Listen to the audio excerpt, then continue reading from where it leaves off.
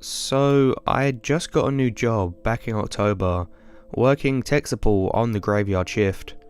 I work from 1 AM to 12 PM, Monday through Fridays. Needless to say, adjusting my sleep schedule has been quite the task, but I have managed. On the days that I don't work, I follow my schedule, waking up at midnight and staying up until at least 2 PM before falling asleep as to keep my sleep schedule in line with my work schedule. I bought blackout curtains to help with this, as trying to sleep with the sun shining is not easy for me. I usually require complete darkness. I live alone, and I started noticing weird things happening around my apartment when I would get home from work, or after waking up on my days off. Just little things at first, lights being on that I swore I left off, doors being left open or closed. Just so everyone can get a bit of understanding about my apartment, I live on the second floor and my building is right behind the two leasing offices. The entrance to my apartment requires you to enter the building first, then there is a hallway with two apartments on each side. Then you can enter the apartment. Each apartment has two deadbolts, one that you can unlock from the outside, and another that requires you to unlock from the inside. There is also a balcony, which faces east, complete with a large sliding glass door and screen. I use it quite frequently. I had potted plants out there, but I have brought them inside due to cold weather. I'm down the hallway doorway, and my apartment is the closest to the camera. I intentionally left out my number for obvious reasons. I also have two cats, Luna and Eclipse, who until recently lived with me. I am moving soon and I can't afford the pet deposit, so my parents offered to let them stay at their place for the time being. Eclipse is Luna's daughter and only 6 months old, so she follows her mum around all the time. I usually find them cuddled up together on my chair or bed, and recently they'd trapped themselves in the bathroom. Now that they're not there, it had gotten harder to pass off these weird occurrences as my cats. Doors that are still being left open or closed, and food has been disappearing from my fridge. At first, I pass this off as me just being my usual self, and just not remembering that I ate something when I was half asleep or bored. Recently, my boss gave me permission to work from home, as the company is moving to 24/7 support, and the building owner refuses to heat my floor for my shift for only 2 people, so I've been doing that for the last couple of weeks. And then I noticed the metal rod that acts as a secondary lock on the balcony door wasn't engaged, so I put it back. I didn't think much of it at the time, as my computer faces my balcony door, and I sometimes fidget with it with my feet while playing video games. On the 11th of December, my credit card information was stolen and my account was charged $3,000. I was in the office that day as a favour to my co-worker, who was really creeped out being in the office alone in the middle of night. The charge was made at 11:40 AM, just a few moments before I had gotten off work, and I had the card on me still. This is relevant, I promise. I was restless and I didn't sleep well. I was awake at midnight as per usual on Monday morning, and got myself up and ready to take calls. Now, almost no calls come in on weekends, so I'm usually screwing around on Reddit, Facebook, YouTube or Netflix. Around 3 AM, I was catching up on the 100 when someone unlocked my fucking door. I don't mean pick the lock, I mean use the key. Thank God the secondary deadbolt was engaged, but the person jiggled the door and tried to get it open. I ran and grabbed my gun, looking at the peephole, but saw nothing. I opened the door with the intent to shoot someone, but the person was already gone. Before you ask, yes, I called the cops, and no, they didn't find anything. There are no cameras in the hallways of the building, or outside them for that matter, and they told me that there wasn't enough evidence for them to do anything about it, and left. I didn't sleep at all that night, and decided to stay at home, on my days off, to try and catch the person, if they tried to come back. I also asked the leasing office if they had handed out any extra keys to any apartments, and they said no, and informed them that I had changed the locks on my door. You remember that picture from before, showing my apartment door? Well, the white door, just on the other side of the fire extinguisher, is the storage closet. I opened it with the same key for the deadbolt. I kept my Christmas tree and decorations in there, and decided it was time to set it up. As I'm pulling out the tree this evening, it's only 5 foot tall, and it has all the lights attached to it already. I notice a bag behind it, a small duffel bag in it. I found a change of clothes, sunglasses, shoes, toiletries, and a notebook. What was in the notebook horrified me. There were notes about what hours I worked, what days I worked, notes about my cats, and updated notes that were no longer there, and the dates. And also my fucking credit card number. As I went further and further back into the notes, I found 2 circled words, circled multiple times. Balcony door, which I assume is how the person entered my apartment for the first time. This creep had been living in my apartment whilst I was at work for the past month, and I didn't even know it. The worst part is that I was in my apartment at the same time as this guy at some point and didn't even know it. That's the only way he could have gotten my credit card number and my house keys to make a copy somewhere. So I've called the police and they're on their way over. I'm writing this as I'm waiting for them to show up. It's the only thing that's keeping me sane right now. Plus it will help me organise my thoughts so I can best explain to the officers what happened. I'll keep you guys updated as things progress. So I have an update. I guess I should have noted. I used to have a roommate and he joined the Navy a few months back. The cops think that the bag is his and was the one who tried to come in. Only problem with that is that he's in Florida, going back to basic training. So unless he lied about that as an attempt to not have to pay rent anymore, I doubt that is the case. They said they'll look into it and add it into my already open investigation on my credit card case. Also, I took the photos after making the post while waiting for the cops to show up, just for my own records. Since then, I'm paranoid as fuck. I blacked out my apartment number on the CC number for obvious reasons. As well as this, the police came back to me. They confirmed that it wasn't my roommate.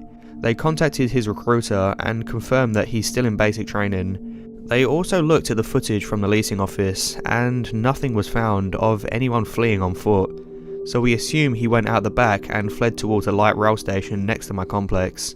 And they're not going to get hold of CDOT to pull the security footage from there.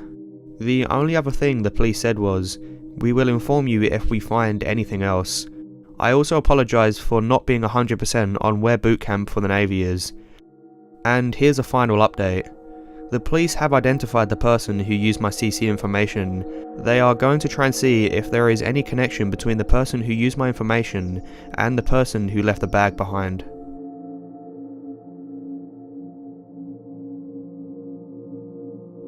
When I was 25, over 10 years ago, I met a guy who grew up with some friends of mine. He seemed really cool and we started dating. After about a month, I noticed Kurt was very jealous and controlling.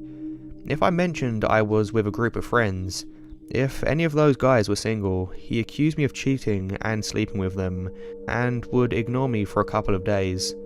In retrospect, I should have gotten out of Dodge, but I was admittedly an insecure girl who was afraid to be alone back then. Another few weeks passed, and I'm a week away from getting my new apartment, which was in the same complex as his. I figure I can tough it out and break up with him when I get back to the place. Staying at his house was a quick walk to work. Staying at my friend's was an hour-and-a-half bike ride on a rough gravel shoulder on the side of a dark highway. Turned out he broke up with me, so no big deal. But this is where it gets ugly. He would consistently message me on MSN with passive-aggressive insults. He was the king of jabs that, to an outsider, wouldn't seem so bad.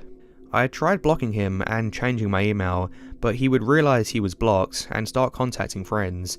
He even contacted a really obscure friend I had never even talked about, leading me to believe he hacked my email.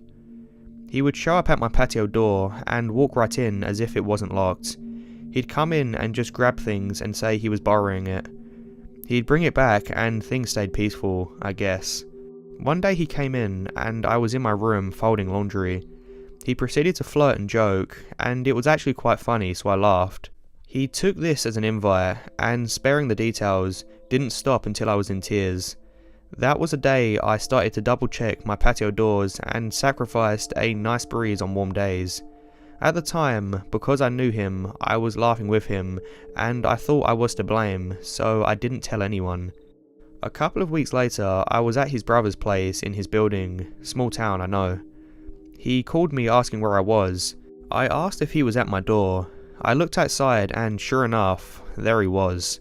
I told him I was at his brother's. I'd known his brother for years before I knew he even existed.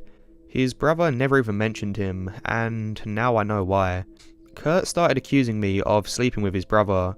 I went downstairs to calm him, feeling safe his brother was in the building and knew where I was. He yelled at me and kicked me in the stomach. I went back and told his brother, who was going to confront him, but I told him not to. With that, I went to the police and made a report. I also had the police come and facilitate getting possessions back he had refused to return. This was a separate call. I did not get my things back that day. Kurt told the cops that they were gifts to him. He later returned them on his own time. Things quieted down then. I eventually got a new boyfriend in the States. I was living close to the Detroit border. My boyfriend contacted me and said that Kurt tried to add him on MySpace. I looked at the existing page and he had changed it, so it was all pictures of me with slanderous comments. He did that so my boyfriend would see it. Luckily, my boyfriend knew all about him already. If you're wondering why I didn't go to the police again, here's why. I would often text him telling him off and threatening to go to the police. He would then threaten to charge me with harassment due to my text. My career lies on a career criminal check. I was afraid to risk it.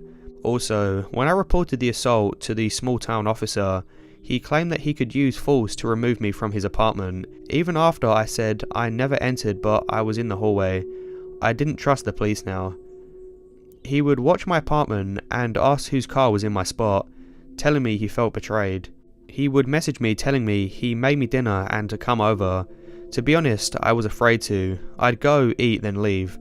It seemed to make him feel he was in control, and it felt better than any potential lashing out if I didn't go. I eventually moved to another town, but the passive-aggressive abuse continued.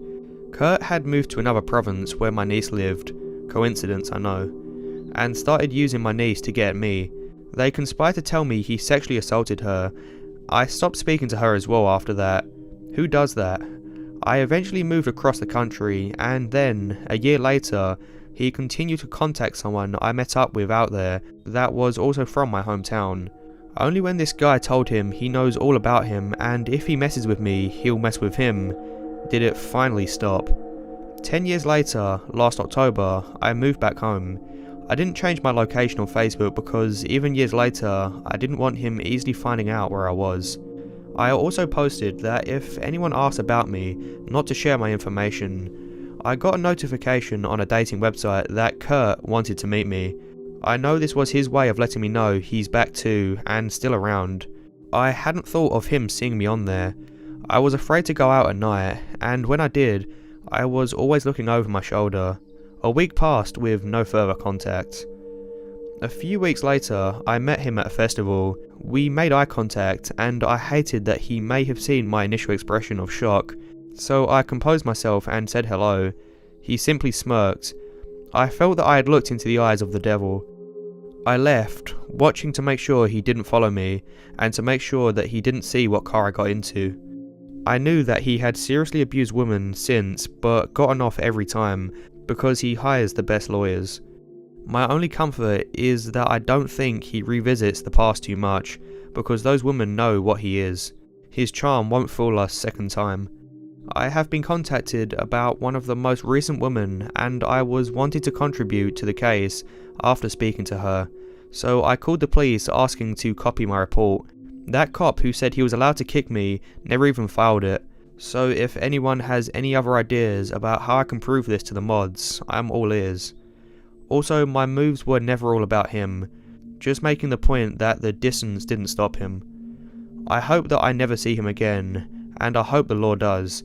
His last girlfriend had a permanent brain injury, and the next one will probably not be so lucky. He gets more confident every time he gets away with it. I am actually nervous posting about this, in case it gets back to him from someone recognizing the story, but I'm smarter now and take more safety precautions.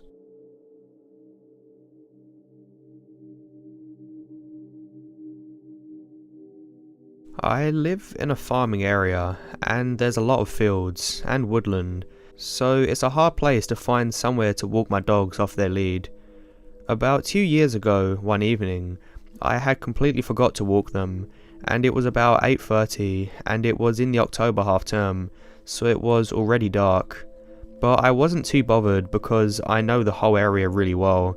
So I took my large female boxer, who was only a puppy at the time, but had an insane amount of muscle and was already fully grown, and my Chihuahua and Jack Russell out. I'm a 5'5" girl with quite a bit of muscle on me, as I did a lot of physical sports, including martial arts, so I could easily protect myself in a fight. Because of this, I didn't torch and I thought it was safe. I began walking out my estate and up a hill with my earphones playing some heavy metal music to get me in the zone for a walk along the backfields and then back home. When I reached the top of the hill, which led to another housing estate bordering the fields, I noticed there was no traffic at all. At this point it was almost 9 and there was no one to even be seen, which I thought was unusual because it's a well populated area. Besides this, I carried on walking, with a little crossbreed biting the lead with excitement and my boxer trying to attack my shadow. Once we reached the fields, it was almost pitch black. There were no lampposts. The only light was from houses that faced the field.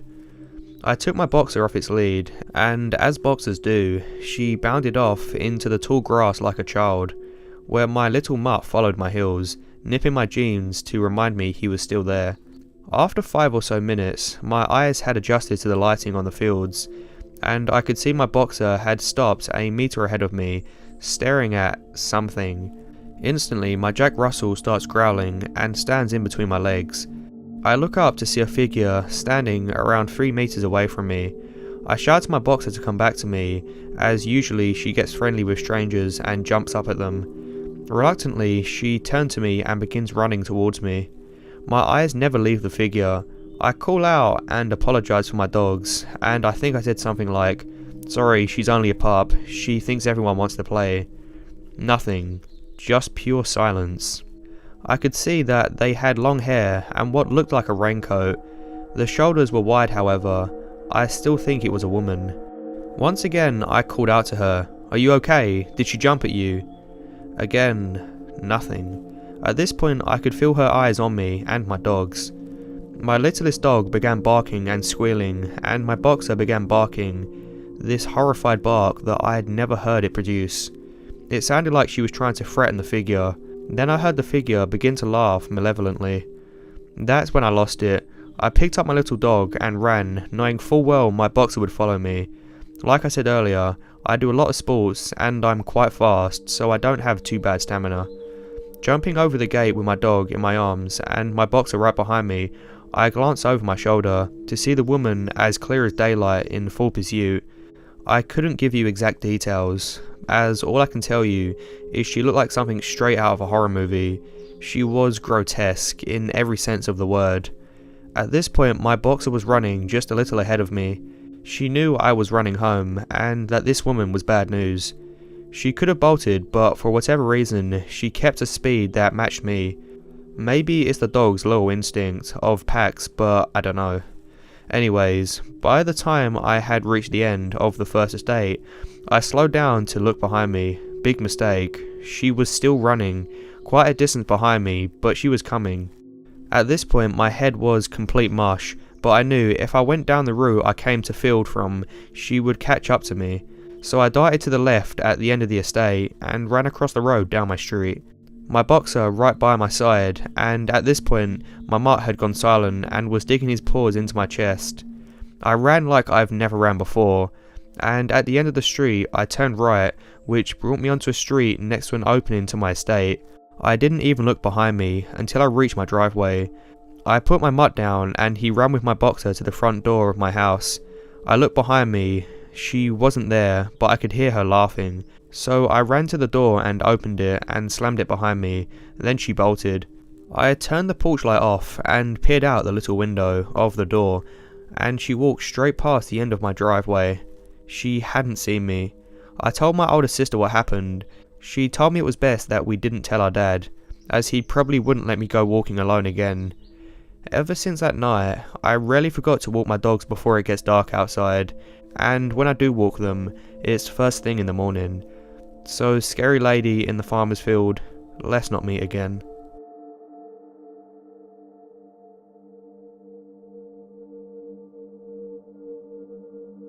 A little background. I was about 19 at the time. I'm a half-white, skinny little female, not intimidating at all. This takes place in Oahu, Hawaii, in Waikiki, and surrounding areas. So, I was living with my older cousin and his family at the time, in a small city about an hour bus ride from Waikiki. My cousin had a daughter, we'll call her Mariah, who was 17 years old, and for lack of a better phrase, extremely hot. Her side of the family is Polynesian, and she had long, beautiful dark hair, a huge butt and tiny waist. She was also a wild child, but to her father's relief, a lesbian. Because of this, her parents didn't really keep a close eye on her. They all openly smoked pot and drank, so they didn't really care if she did, as long as she graduated high school. She can't get pregnant, so there's not much trouble she can get into, right? Fucking wrong. One Saturday night, Mariah told her parents she was staying the night at her mutual friend of ours' house. I knew her friend was out of town, so I knew she was lying. I didn't want her to get in trouble, so instead of busting her, I decided to tag along and keep an eye on her. So we got ready and said goodbye to her parents and walked to the bus stop. "Where are we really going?" I said. "We're meeting some crew at Wakes," she said. I had no idea what that meant, but I didn't want to look uncool, so I just went along with it. An hour later, we got off the bus near downtown Waikiki. I followed her to a strip of bars on the edge of a tourist section. The last stop before the pretty lights faded, and the buildings looked closer to Detroit than Hawaii. We stopped at a punk bar called Mercury. At first I was confused, because we were underage, until I spotted a group of grimy looking local teens congregating on a fire escape in an alley between Mercury and a dive bar. The teenagers got excited when they saw Mariah. "We've been waiting on you, we got shrooms." A short-haired chick grabbed my niece into a hug and shoved a baggie into her hand. "Guess we've got enough for the Haley girl too." "She's not a Haoli, she's my auntie." Mariah defended me, and before I could stop her, dumped the baggie of mushrooms into her mouth. Well, fuck. I wasn't really sure what to do, and these teenagers were kind of sketching me out, but Mariah was going to be tripping soon, and I couldn't bring her home like that. She seemed to trust these kids, so I settled in without letting my guard down, until I could figure out what to do. I hadn't been in Hawaii long, so I had no friends to call to bail us out and give us a place to crash. "It's early, she'll be fine by 2 or 3, a voice behind me on the fire escape said. I turned to see a Japanese guy in his late 20s wearing a long-sleeve shirt despite the heat. I nodded, not knowing what to say. "I'm Jiro, you're Mariah's auntie." "Yeah, I'm Dry Fresh Socks, nice to meet ya. Sorry I'm being a drag. I just hate babysitting people when they trip." He laughed and shook my hand. We talked ambically for an hour or so, watching Mariah as she started to trip. She took it too far, I guess. She was making an ass of herself and getting a little physical with her friends, male and female. Soon enough, one of the guys took it too far and grabbed her ass. She didn't mind at first, but he kept getting more and more aggressive, his hand inching further and further up her skirt, and even her, in her intoxicated state, recognised this as unwanted attention and told him to back off. He didn't take that well. "You wear a little skirt like that and you think you're not going to get cherry?" He spat at her, still holding onto her fire with one hand, a Four Loko in the other. I didn't really understand what he was saying, but I picked up on the tone and context. This wasn't good. I stood up to step in, but Jiro beat me to it. He jumped down the side of the fire escape, landed on his feet gracefully, and knocked the Four Loko out of his hand. "Oh, you like throw?" The teen stood, ready to fight. Jiro had his back to me, so he lifted his shirt to expose his stomach. I was really confused. The teenager, on the other hand, immediately understood, and the colour left his face, along with the hormonal bravado. He looked terrified. Mariah, really tripping now, scrambled away from the teen and ran to my side. I hugged her, glad she was okay.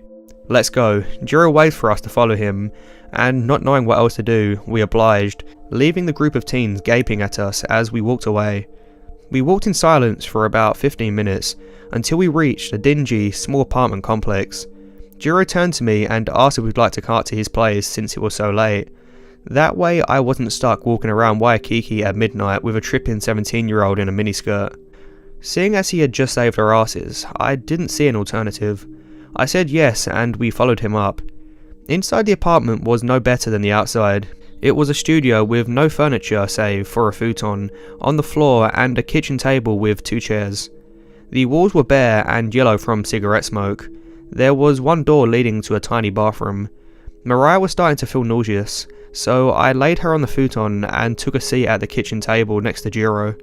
We talked idly for an hour or so, just small talk. Then suddenly, Jiro took off his long sleeve shirt, revealing the wife beater underneath and his tattoos. His entire torso and arms were covered in intricate weaving dragons and Japanese writing. I remember the horny teenager's reaction when Jiro showed him his stomach. My blood ran cold. This dude was a gangster, a Japanese gangster, fucking Yakuza.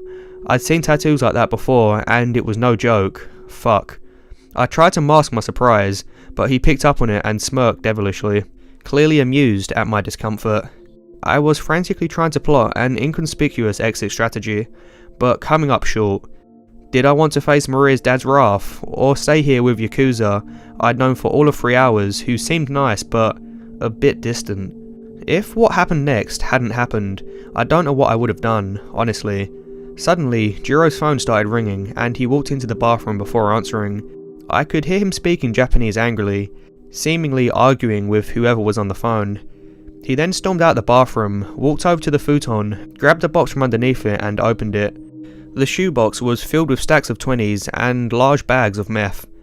He rifled through the boxes angrily, seemingly looking for something and not finding it. Mariah, who had earlier dozed off, was awake and watching him, wide-eyed and panicky. She started to get off the futon and Jiro snapped at her, telling her to stay put. She froze. I think we should go. She seems okay now. We should go before the last bus runs. I lied quickly, knowing the buses had stopped running hours ago. I had money for cab fare. You're not going anywhere. My shit's missing. You were here the whole time. When would we have taken your shit? He looked annoyed, then like he was thinking. Empty your purses and pockets. We obliged. Take off your bra and show me you're not hiding anything. We did this as well, reluctantly. Mariah was crying now, and I tried to stay calm. Can we go now? Get the fuck out of my sight. We booked it out of his apartment without looking back. As soon as we got outside, I called us a cab. We rode home in silence, knowing we had dodged a bullet. I'd like to say Mariah calmed down after this, but it's not true. She's in her 20s now and just as wild. But as far as I know, she stayed away from the shrooms and Yakuza since that night. Also, just to let you know, I forgot that Americans don't do this. Mariah calls me auntie even though we're technically cousins, because her dad saw my mum as his auntie. Also, maybe this doesn't seem so scary, but in Yakuza in Hawaii, there's a big prostitution scene, specifically underage girls, and my niece was very, very good looking. I was scared because there's no such thing as a free lunch, and this guy had done us a few favours throughout the night.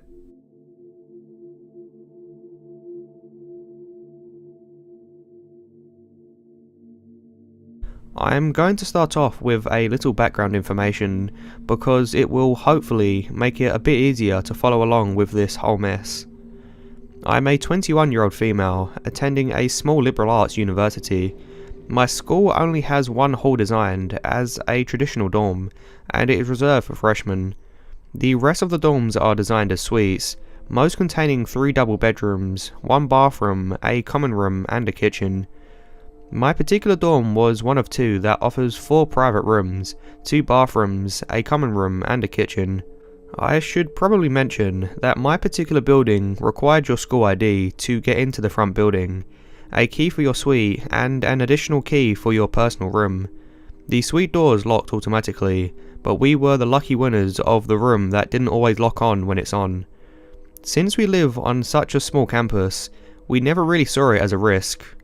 We were familiar with most of the people in our building, and for the rooms we weren't familiar with, our friendly RAs were kind enough to put all of our names and room letters on decorations posted to the front of our suite doors. For future reference, my friends will be known as Lena, Molly and Sarah. Their boyfriends will be known as Josh, Adam and Mark. This all started around the beginning of February of my junior year, so about 10 months ago. I lived with 3 of my closest friends. 3 of them had boyfriends, and at the time I was single, so I spent a lot of time alone. As I previously mentioned, I had my own bedroom. My friends' rooms were no more than a couple of steps away, being that we all still lived in the same suite, but at night, while they were all tucked in tight with their men and I was alone in my bedroom, it wasn't uncommon for me to freak myself out. The first night he came, I had been up late studying for a Spanish test. Around 2:35 AM, I unplugged the lights that hung up from my ceiling, got undressed, took off my glasses and laid down. It wasn't uncommon for me to be up at this hour because I had been suffering with severe insomnia, brought on by chronic nightmares, so it is likely that I would have been awake even if I hadn't been studying. What is uncommon is that this night, of all nights, I decided to sleep naked. I never did this because it was always freezing, but for some reason I guess I was hot. Exactly 2:44 AM, I heard the door in our common room open. Our door made a decently loud squeaking sound every time someone opened it, so it was easily distinguishable. I thought this was odd because none of my suite mates were ever up that late. Lena and Josh were asleep in the room directly next to mine. Molly and Adam were asleep in her room at the opposite side of the suite. I knew that for a fact Sarah and Mark went to sleep in his room in another building for the night. As I was laying in my bed facing the wall, I told myself not to freak out. It was probably just one of my friends either leaving or going after arguing with their boyfriend. As much as I wanted to believe this, I could feel that there was something off. About 2 minutes passed, and that's when I saw the reflection of a flashlight on my ceiling. It was coming from underneath my bed. A little more anxious at this point, I started to convince myself that it was one of my friends. Someone began to slowly turn the handle of my door. Whoever was at my door was obviously unaware that my door was uneven, so every time it was opened, it would swing completely open. At this point, I could feel my heart like it was going to beat out my chest. I did not want to leave my position of staring at the wall to see who it was, but I knew I had to. I propped myself up, careful to make sure my blanket stayed covering my naked body, and saw a man standing in my doorway. He was shining a flashlight directly onto me. I'm nearly blind without my glasses anyway, so I could not make out specific features in the dark. All I could tell is that this guy was decently tall and wearing sweatpants. A hat covered his hoodie and backpack. We stared at each other for about 30 seconds until he literally turned around and started sprinting away. As soon as he was gone, I darted out of bed, put on clothes and my glasses and ran into the hallway. He was definitely nowhere in sight, but I went back into the suite and locked the door. I attempted to wake up Molly and Adam, but she's a bit of an arse when someone wakes her up, and she shushed me out of her room. I obviously didn't sleep for the rest of the night, and reported the incident to the campus safety in the morning. The main security officer asked me to recall the details of the night, and told me that he would file a report. He said that it is most likely someone who entered the wrong room, and that the guy was just as freaked out as I was. I wanted to believe that that was true, because it's a lot less creepy, but I knew I couldn't because of all the names that were on our suite door. He knew exactly where he was going, and who he was looking for. Nothing happened for about a month. The next occurrence came around the same time of morning, but this time it was a flashlight outside my window. I tried to stay out of view, and the light went away fairly quickly. I tried to let this one go because I didn't want to think about what might have been happening. I told a friend of mine about the flashlight the next morning. She lives on the same floor as I do, but in the building next to mine. She freaked out when I told her what happened. In the moments before the flashlight appeared in my window, she had happened to look out her window, and she made eye contact with a man holding a flashlight on his phone. As he was walking towards my window, he darted away and made eye contact, and it was too dark for her to see where he ended up. 2 weeks later, on a Saturday, my dad called and asked me to go for dinner. I go to school out of state, but my dad does a good portion of his business in my school state. When I got back to the room that night, my friend had already left and gone across campus to a party. The plan had been for me to meet them there once I got back from dinner with my dad and was done getting ready. They were at a party of a guy I was talking to at the time, who later became my boyfriend, which comes into play later. As I'm getting ready, alone in the room, someone begins to violently pull on the suite door. Still creeped out by the previous occurrences, I cautiously walked to the door and looked through the peephole. Surprise, surprise, it was covered. The guys across the hall had heard the commotion and chased whoever it was out of the building. Behind our dorm is a wooded area and the guys lost him at the entrance. But now I'm already on the phone with my friends and we're all in panic. One of the guys across the hall drove me to the other side of campus to be with my friends so that I didn't have to walk alone. We were all freaked out, but we let it go for the time being. Nothing happened for a couple of weeks after that. Fast forward through spring. The week everyone arrived back was pretty normal. The guy I had been talking to, Jared, became my boyfriend, and I started to feel much safer as he slept over. About another week went by before anything else happened. It was the beginning of April when what I had concluded to be my stalker showed up again. He seemed to have a thing for showing up between 2:30 and 3:30, possibly because he knew I was typically the only person awake during those hours. I apologise for the next part being a little bit TMI. But it was 3 AM and Jared and I were fooling around. As I'm half naked and going down on him, I see a bright light shine through my window. This time was different from the last. It was as if the person had a flashlight and their body was pressed up against my window. By the way, my window never actually stayed locked. Most of the windows on my campus were that way, so I guess my school is cheap. I freaked out and jumped up, pressing my body against the wall and tried to get as far out of view as possible. I felt violated and exposed. I wouldn't want anyone to witness what was going on, especially not a complete stranger. I'd had enough of all of this, as if I didn't have a difficult enough time sleeping already, now I had to add watching out for the creepy guy who bumps in the night to my list of reasons that I couldn't sleep.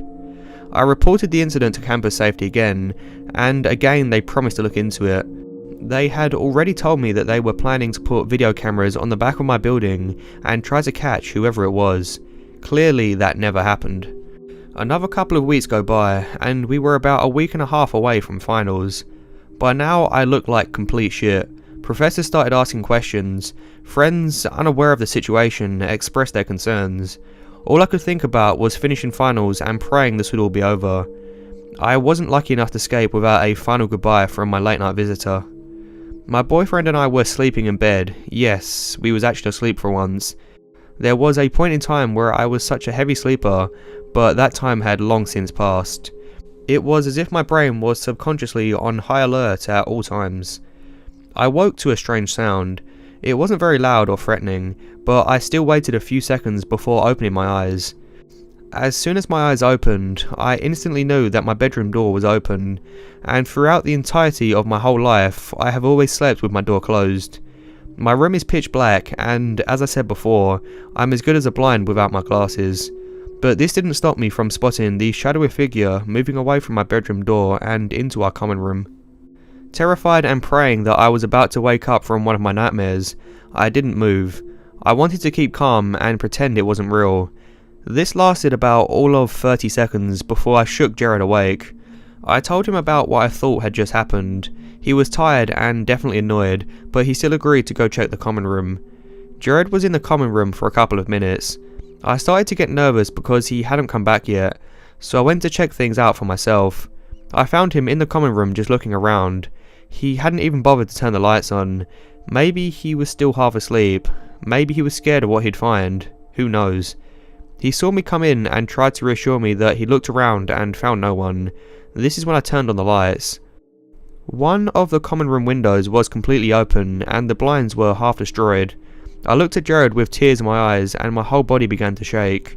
He said he hadn't even noticed the window because the chair was in front of it and the blinds were technically still down. He closed the window and tried his best to lock it. Somehow he calmed me down and convinced me to go to bed. He was able to eventually fall back to sleep, but I laid in the bed for the rest of the night, fearing that this guy would come back. Finals concluded and I returned to my home state for the summer. I never learnt this guy's identity, and still can't decide if it's a blessing or not. There were no signs of anything like what happened at school while I was home, although I did receive an abnormal amount of phone calls from blocked numbers. I've since returned to school and I'm halfway through my senior year.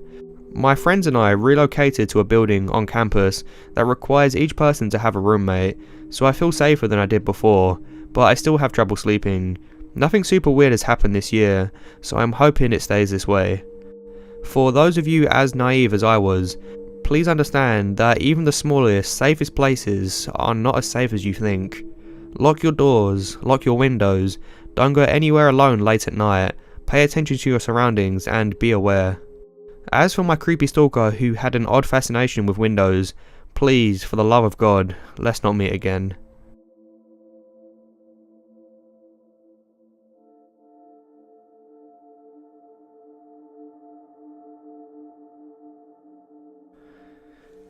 So this all took place over a year ago, and only just got resolved last October. I'm only just now feeling comfortable to look back and recount what happened.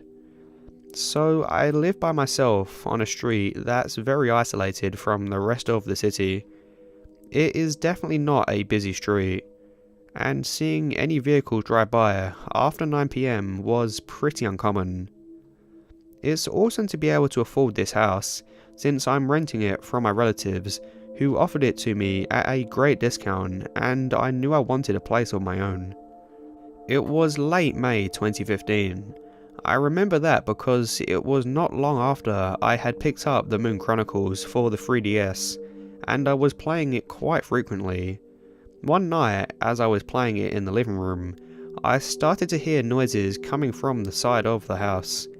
It was strange enough to make me stop my game and listen. It sounded like something brushing up on the walls and moving itself back and forth. My initial explanation for this was it was just the house making weird sounds and nothing more.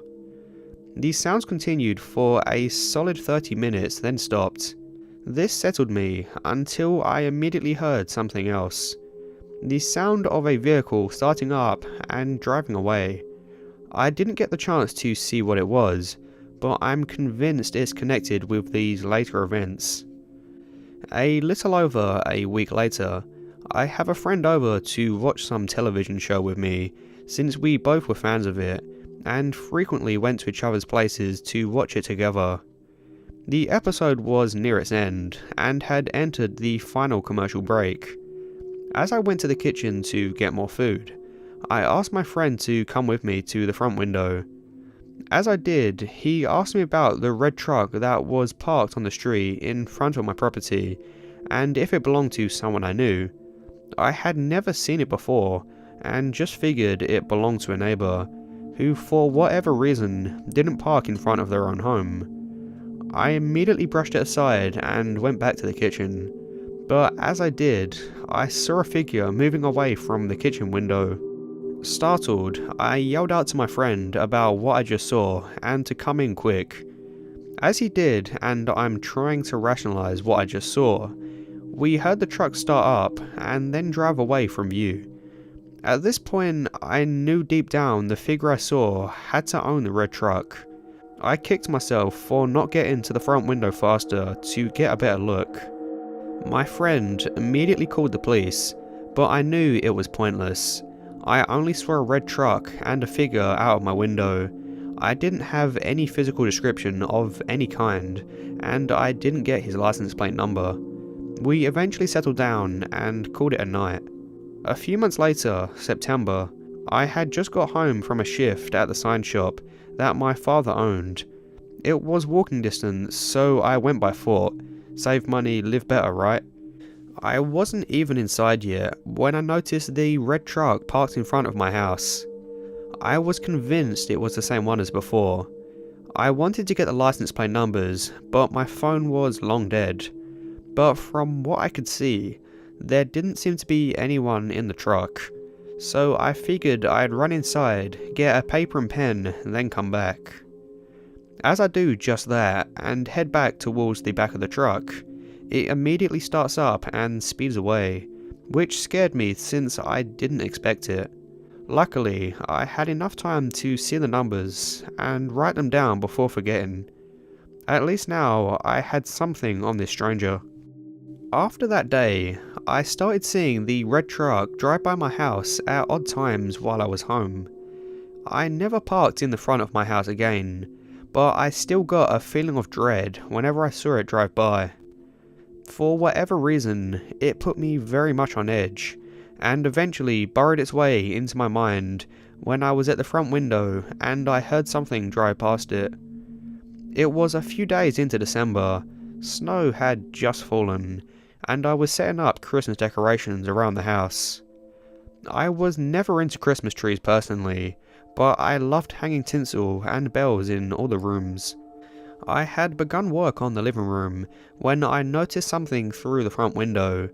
This time it wasn't the red truck. Footprints. Several tracks of footprints could be seen going alongside my house. It was looked to be several loops. I was yet to go outside, so they couldn't have been mine, and I decided to follow these tracks wherever they went. They both originated and led back to the same woods at the back of my house. Hardly dense, but thick enough not to see through them to the other side. It eventually led me to the other side of the woods, which was nothing but an empty lot on the other side. And there, the tracks completed their loop, in front of big tire tracks that led back out to the street. It was at this point that I started considering this might be some kind of stalker. Not long after that, I was getting ready for bed, when I hear a loud smash outside where the garbage can should be. I am able to glance out of my window on time to see a man in all black running away from my house and into the woods. This freaked me out, so I called the police. It didn't take long for them to come, and I explained everything to them. As I figured, it wasn't enough information as they would have liked, but they did promise to search the woods and patrol my street for the remainder of the night. I was still shaken up, but relieved that I was being listened to. I did accidentally forget to give them the license plate numbers I wrote down. I realised this once I got back to bed, but promised myself to send the numbers first thing tomorrow, but forgot to. February rolls around, and I'm getting ready to go out with friends for a movie, Deadpool. I was just making sure I had all the lights off, when I saw something I hadn't seen in months. The red truck outside my house. Immediately after seeing that, I heard the sound of glass shattering in my kitchen. I ran in to find a rock on the floor. The first thing I noticed about it was the blood-like substance all over it. As I went to pick it up, I heard a loud menacing voice say, "Bitch," from the broken window. Before I could look back to see who said that, they were gone. The truck had started up and took off with no surprise. When I phoned this incident in, I made sure to give the license plate numbers. They also came by to collect the bloody rock. I eventually found out those license plate numbers were fake, and not even in the system. And while the blood on the rock was legit, it also didn't match up to anything on the system. This really upset me to know, as there was no way to trace it back to the guy. It's once again September, and I'm trying to live day to day without looming fear of my own home. I once again had my friend over for television, and they know everything that's happened as well. The show has only just started, when I hear profanity coming from outside my house. It was then that I finally got to see the face of my countless nightmares standing in front of my window. He was tall, muscled, with long blonde hair. Once again, all in black, but I could now see the gold chains around his neck. He was demanding I come outside and let him in. As I'm hysterically crying, worried about my life and my friends, said friend proceeds to yell back at the guy, and all the while trying to find something to use as a weapon. He eventually finds a rake I brought inside to use. As this is all going down, a neighbour must have called the police as red and blue lights filled the area. It turns out this guy was mentally disabled and had been missing for years. The truck belonged to an uncle of his in the area, which he allowed him to use for free and didn't let his family know where he was while he was technically missing. How he got away with driving without a license is beyond me, and I'm not the only person to be subject to his harassment. There were at least 3 others, completely random and no connections whatsoever. He had never killed or hurt anyone either, which relieved me to some extent. He did get charged for the distress he put me in, and others through, and got put into proper supervision for the following month.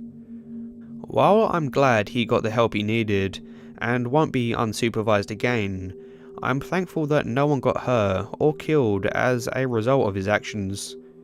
Knowing what I know now, I don't hate this man for his actions. He obviously wasn't in a sane state of mind, and he is now getting the help he needs. I just hope to never go through something like this again.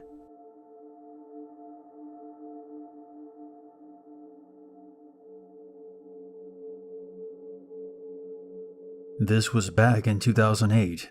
I was going to be a junior in college. I lived in a small town outside of Tacoma, Washington, and attended a university nearby. I was home for the summer, as I wasn't taking summer classes that year. I was 20 at the time. I had an account on several dating sites, but I wasn't looking for anything serious. One day in early July, I received a message from Anna Richardson about maybe meeting up, as she too lived in Tacoma and attended Everest College. She was a year younger, going into her sophomore year. I checked out her profile and she had several pictures in addition to her icon. She was interested in art and literature and was majoring in mathematics. She listened to EDM and alternate rock and played soccer. The woman in the photos was very attractive. She seemed pretty legit and we seemed to have some things in common. So I agreed. I messaged her on the site first. She was thinking we could have dinner at the local Italian restaurant and go for a walk afterwards. I thought this sounded fine and suggested we meet at the restaurant on Saturday at 7 or so. She said she was thinking I could pick her up at her apartment as she didn't have a car to use at the time because she had recently gotten into a crash. This was kinda strange to me, as I was wondering why she couldn't ask someone for a ride. But I stupidly agreed to pick her up, and she gave me her address. This proved to be my biggest mistake. I was also wanting to be a gentleman to my date. We exchanged phone numbers and spoke on the phone only once, and it was brief, just discussing the details of the date again. I would pick her up at her place around 6:30, and we would get to the restaurant at 7. It was a female's voice on the phone, and it didn't sound old or anything, so I wasn't too worried about anything really. So on Saturday I got directions to her place and set off. She lived in a pretty nice section of town in a town home with 3 stories that was a condo type thing. She informed me that her landlord owned the building and lived on the first floor and rented out the top 2 floors. Anna lived on the 3rd floor. There was a set of stairs on the side of the town home where there was a door to each floor. I went up the side stairs to the 3rd floor and knocked on the door. I waited there for what felt like forever. It was probably around 5 minutes before someone answered. A rather large middle-aged man with the most bizarre look on his face opened the door. I don't even know how to describe it other than that. There was nothing weird about his appearance or outfit. Now my warning bells were going off, but I guess I had the idiotic thought that maybe it was her dad. So I dumbly said, is Anna here? But I decided it was time to get out of there. I didn't wait for a response. I tried to turn around, and he literally grabbed my arm and hissed, I am Anna. I was smaller, shorter, and much younger than him, so it was kinda hard to fend him off. I kept trying to wrench away unsuccessfully and began screaming for help as he repeatedly tried to pull me through the door. He finally let me go. I didn't hesitate to take this opportunity to get the heck out of there, and thankfully, he didn't try to follow me. I got into my car and went home. I was frustrated that no one had heard and tried to help me, and I was immensely freaked out naturally. I didn't know if I should head to the police and tell them, or what they would do. That evening I told my roommate the whole story when I got home. He knew I was going on a date, but didn't know the circumstances obviously. He convinced me to report it to the police and to take pictures of Anna's messages if I still had them. just in case. I went down to our local police station the next day and informed them of the whole thing and provided them with the pictures. I kinda got the vibe that they weren't taking me seriously, but they said they would go down to the guy's house and question him about it. They had me file a report. Now this is the really crazy part. The police telephoned me the following morning. I wanted to hear from them sooner, but whatever. I know they're busy. They told me to come by because they had some information about this guy. So I did, and they told me that this guy had just seemingly vanished. They spoke to the landlord, and she said he must have left in the middle of the night because his car was gone that morning. I guess the landlord had a key and opened the door to his apartment, even though they didn't have a search warrant, and all of his stuff was apparently there. The landlord told them that she didn't know much about the guy, but he seemed normal enough and didn't leave his apartment much. She provided them with his name. They did a background check. Nothing. The police advised me to delete my account on that website and suggested I change my phone number to be safe, so I did. They told me at that point there wasn't much else they could do. I never got any follow-ups or updates on my report, and I never encountered that guy again. Of course, I have many questions. Who did I speak to on the phone? It wasn't like a pre-recorded call, because she addressed me by name and knew what I was talking about. Who was the girl in the pictures? I didn't even know where he got them, and I didn't know about reverse image search at the time. What were his plans with me? It's so bizarre.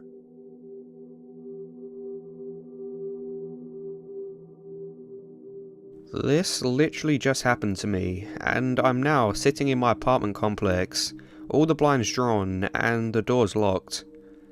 I live in a city and I work third shift, so needless to say, I've seen some weird shit at night. Due to my schedule, even when I'm off, I'm up the whole night. That being said, I was in the military and I've worked security forever, so even though I'm pretty skinny, 5'7" and female, I rarely get nervous about being out late at night. Anyway, I live alone with no one to keep me company but my cat and fur child, a 6-month-old lab boxer. Around 4 AM, Pup went to the door and indicated that he needed to go out.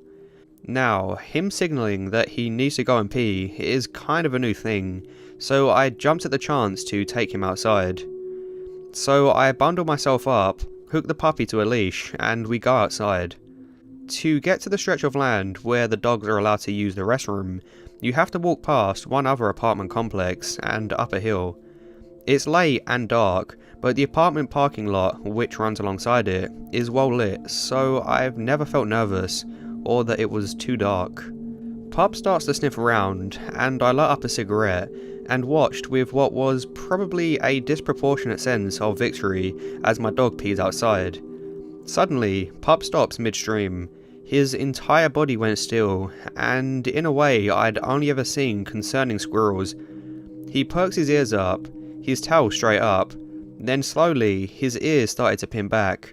His tail quivered, and he did a low, angry sounding growl that I've never heard him make. At the same time, I felt the hair on the back of my neck stand up. Some long buried instinct flared up, and I became instantly wary. I turned and put my back to the brick of the nearest apartment building and scanned the parking lot. Nothing. No one out walking their dogs. No one throwing out trash or walking to their cars. No one on their balcony. Pup's growling started to get louder and louder, and he'd actually started to lower his head. At this point I'd gone completely still, and my reaction to his discomfort was so severe that I'd fallen back on old habits and held the palm of my hand to hide the cherry of my cigarette so I wasn't giving off as much light. This is pointless, by the way, as I was out in a seafoam green North Face and brown Uggs that stand out like a beacon in the darkness. Never mind the fact I was standing underneath a light. At this point, I'd pretty much decided to nope the fuck out and head back to my apartment because I trust my dog's judgment on the situation. I started shuffling towards the walkway that would lead me back down to my entrance, hesitant to even turn my back on the area despite the fact I couldn't see anyone. To my surprise, Pup started following me without any complaints. Normally, he would fight tooth and nail to avoid going back inside. I didn't want to turn my back on the lot, but I also didn't want to stumble backwards down the hill. Finally I decided, fuck it, and just swung around and walked briskly back to my apartment. As I was going up the outside stairs, my dog paused at the top landing, just before I reached it, staring at me. I punched in the code to get into my building, before turning around, holding the door open, and standing at the top of the hill is a guy. I'd never seen this guy before, but what the hell, I don't even know everyone in this complex. But he was just standing there, watching me. From the path I just walked, and I had no idea where the hell he came from. Pup was still growling, and I moved back, pulling him inside. I made sure the door was shut and locked, then ran up 3 flights of stairs to my floor. I paused at the top where there is a big window, and the guy had moved further down the hill, and was just standing there, watching me. I backed up past the fire door, but I still didn't feel safe, even with it closed, and I eventually moved myself from the guy's sight.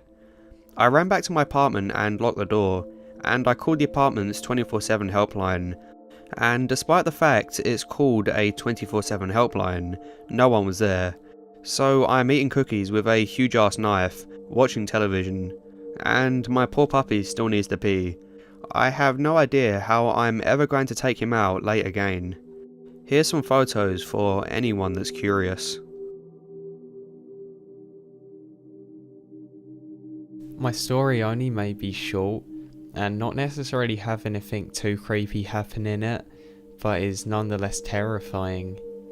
When I was younger, I always used to play out with my friend around the back of where he lived because it was just so great. It was almost like a mini jungle, well, more like a swamp than anything. Regardless, there was this massive tree that we loved to climb. My friend had told me that it probably wasn't a good idea to go too close to the edge of the swamp area, but I went there regardless. I wanted to see how far out I could go, and I began proceeding, walking through this thick grass area.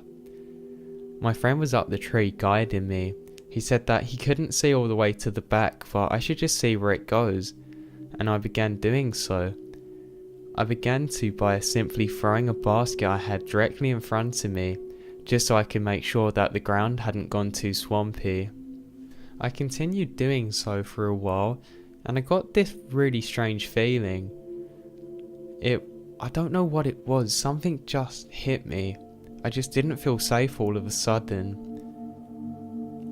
"You gotta come back now," my friend said to me. "I can't see any further." "Yeah, let me just go a little bit more, dude, I've never got this far." "Sure." And I continued on further and just shook his off as me being paranoid. I threw the basket once again and, well, that was the last I'd ever seen or heard of it. I had no idea what could have happened. It was like it had just vanished. I couldn't see over the grass, and I just decided it would be time to head back. As I did, my friend was still waiting for me up the tree, so I began to climb up and meet him. I had to climb up higher because there wasn't enough room on the branch that he was sitting on. As I did, I got the shock of my life. There was a huge cliff that led into a massive quarry that must have been at least 60 feet down in an almost sheer drop. I've never been so scared from seeing something inanimate before.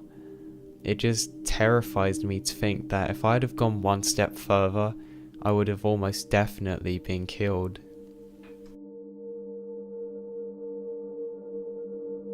This happened to me a few years ago, not far from my house, and to this day, I still get chills every time I walk down that sidewalk alone. Summer was at an end, and my school was having a planning day, so I stayed home with my older sister. She had a terrible cold with high fever and an ugly cough. It worried me, so I called my mum in her lunch break and asked her what I should do. She wouldn't be off work until 8 in the evening, since she had a meeting right after, so she told me to go to the drugstore and buy some cough medicine and something for the fever. Even though I'm very lazy, I obliged. I just wanted to make my sister feel better. I live in the north side of Norway, so it didn't take long for it to get dark out. It rained cats and dogs outside, and it had been like that for many days, so it was also pretty cold out. I thought to myself that I wouldn't be surprised if I caught a cold as well from this damn weather, but I sucked it up, put on my raincoat and boots, and went out into the rain. The drugstore is about 10 minutes away from my house by foot, which I used to do in 15. I used to walk slowly back then, not anymore. I got to the drugstore and brought the stuff I needed without any problems. Only the woman cashier was a bit chatty. I'm not a chatty person, and I also hate small talk, so it was kind of awkward. I eventually get out and I began to walk home. I was about halfway there when I noticed a car coming up from behind me, very slowly. I could hear the sharp sound of the brakes as it slowed down until it was just rolling beside me. I was already cold, but this made me freezing. The car was a dark greyish with dimmed windows. It looked expensive enough to make my car-crazed sister drool, but I was too scared to care. I just kept walking with the car rolling beside me. The front window closest to me on the passenger side slowly rolled down, and I turned to see a guy in his 20s flashing me a smile. I could barely see the driver and two others in the back. All guys. It made me want to puke. I looked away quickly. Hey sweetie, where you headed? You need a lift? His voice made me want to cry. His tongue was so sweet and taunting. He wanted to hurt me, I just knew it. What you got in the bag? I could see his hand in my peripheral vision, reaching out of the car and pointing at my bag. That's when I saw it. Something sharp and shiny in the driver's hand. I didn't even think, I just ran. There was a neighbourhood in the opposite side of the road, so I ran past the front car, over the road and into someone's back garden. It was a miracle I didn't get hit, and that they were too shook to speed up, but they soon snapped out of it. I could hear loud cussing in the background and the car stopping, then the car door slamming shut. I tucked my bag under my coat so it wouldn't make so much sound, and I just kept running.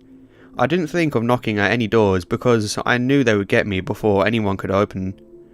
I ran zigzags between the houses for them to lose sight of me and look for somewhere to hide. It worked. I couldn't see them, but I knew they were still after me. I spotted a huge bushy area at a ditch that was pretty steep. I went for it, slid down there like a fucking pro, and crawled inside the biggest, thickest bush I could find. Then I waited. It didn't take long for them to show up. I could see their shoes as they paced around me. You let the bitch go. They stood right beside me in my hiding place. I had to bite down on my coat to stop myself from screaming. How could I know that she was fucking crazy enough to run like that? I recognised the voice as one of them that was talking to me in the car. She's fucking fast for being so fat. Shut up. Search over there. They looked everywhere. They even searched through the bush right next to me. I could barely breathe and my heart was beating so fast. But they finally gave up after what felt like hours and cussed and yelled before they left.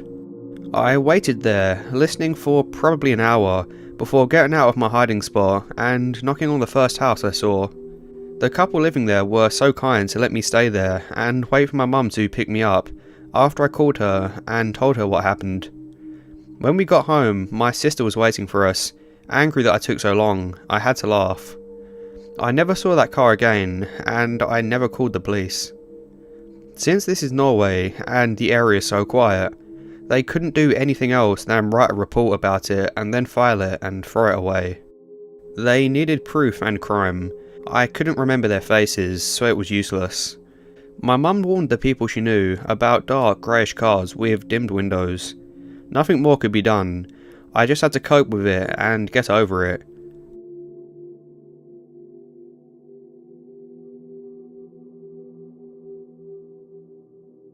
This story is told from a female's point of view.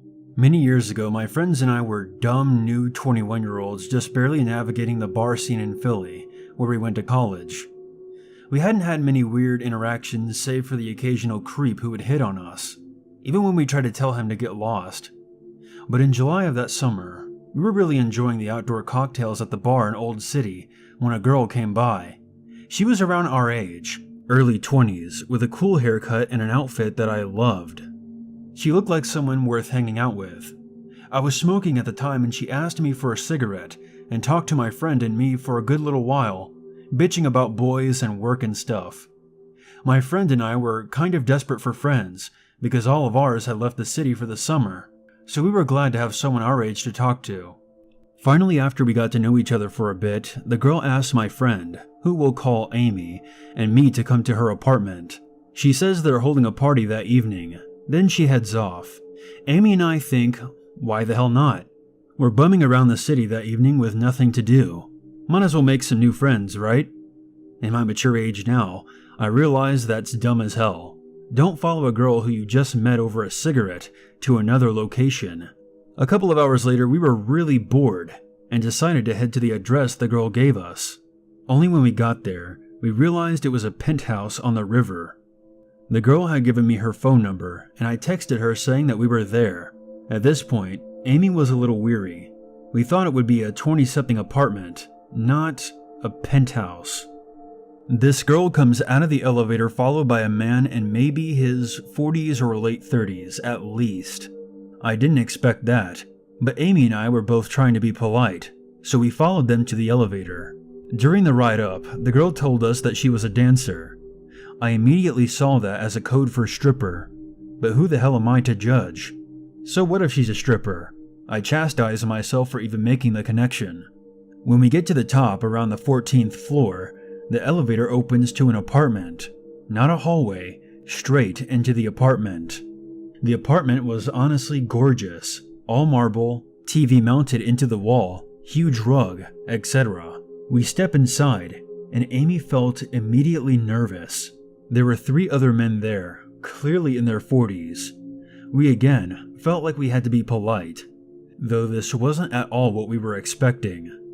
The girl ran off into another room and disappeared, while Amy and I made our way into the kitchen.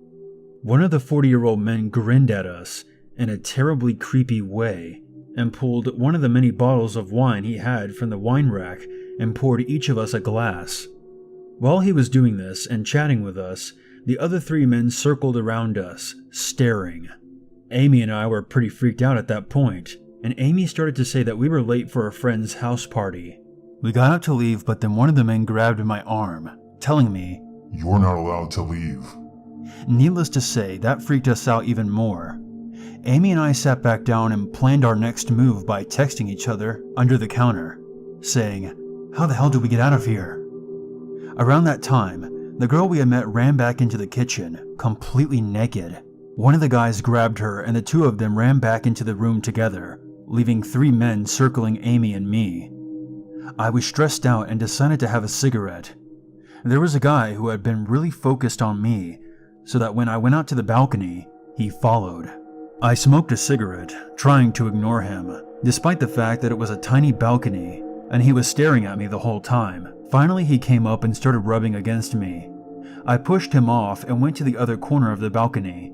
It was pouring rain at this point, and I was worried about Amy, so I told the guy that we both had to leave. "No, you're not allowed to leave. You have to stay. We're just getting started," he told me. That was the last straw. I tossed my cigarette into the rain and pushed open the sliding glass door. I grabbed Amy by the wrist and yelled, "We're late for our friend's party," then pushed the elevator button. Miraculously, the elevator hadn't moved in the time that we had been up in the penthouse. Amy and I ran inside and pressed the closed door button repeatedly as the man who had followed me to the balcony charged after us, trying to catch us before the door closed. Thank God he didn't. The door closed just before he reached us, and we went downstairs, finally spilling out onto the lobby. I turned around and saw by the lights and numbers above the door that the elevator was going back up to floor 14. Amy and I bolted, terrified that one of the guys would follow us down and try to catch us. We ran into the rain and booked it down several blocks before we finally stopped. To this day, we're both freaked out about that encounter. They wouldn't let us leave after multiple times that we told them that we had to get out of there. Amy agrees, and has since told me that when I was on the balcony, another man inside told her that she wasn't allowed to leave. I don't know if that's freaky enough, but hell, it was freaky for me.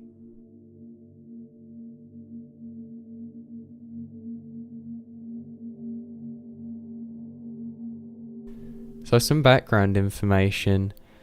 I am female and I was about 16 at the time of this event. I was driving home late one night from a friend's house. It was about 1 AM, and since he lived on the other side of town, I had to take some windy, relatively isolated back roads to my house. It was really dark out that night and I was blasting the music, and I wasn't really paying much attention to the road. There were no other cars out this late, so I had the road to myself. It was a really narrow road too, so I was sort of glad that there was no one else in the incoming lane.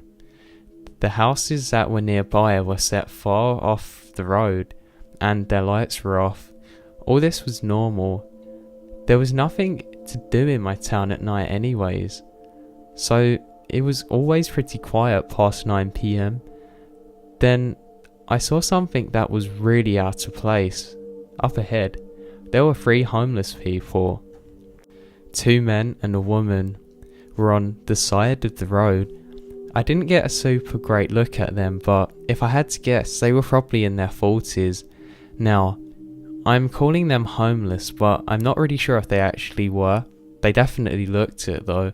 Their clothes were filthy, old and ripped, and none of them looked like they had showered recently. I immediately turned off my music and focused on the road ahead. I remember thinking, what the hell are these people doing here? We're about an hour's drive from any major city, so I wondered why they travelled all the way here. We haven't had any sort of resources for homeless people in ages, so this was not a good place to go begging. As most of the people here were pretty stingy, I was confused. I slowed down slightly as I approached them. They were dangerously near the side of the road and I didn't want to accidentally hit one of them. As I get closer, I think I see one of them moving out onto the road. It's still dark though and my car has weak headlights, so I'm not sure exactly what's going on. I flicker on my high beam so I can see what's happening. What I saw almost gave me a panic attack. They had spread out across the narrow road, completely blocking my path. There was no way that I could have swerved without hitting at least one of them. They stood facing me, squinting. They weren't smiling creepily and they weren't carrying any weapons that I could see, but I was still majorly freaked out by this. Fear shot through me. I didn't know what to do, but I didn't want to slow down or stop, because I was pretty sure that that's exactly what they wanted me to do. I didn't know what they wanted, but I wasn't sticking around to find out. Some of you may call me stupid, thoughtless or mean for what I did next, but it was the only option that I had. I kept going in my lane straight at the man who was blocking the part of the road in front of me. I did not slow down or speed up, I just kept my speed at nearly 20. I didn't stop. I kept telling myself, he'll move out of the way, he's not going to stand there and get hit. They're bluffing. As I approached, he still did not budge. Not one of them did. I started to get nervous that they really weren't going to move out of the way. I still kept going. Eventually, at the last possible second though, the man jumped out of the way and I was able to get past their blockade. I kept driving and never looked back.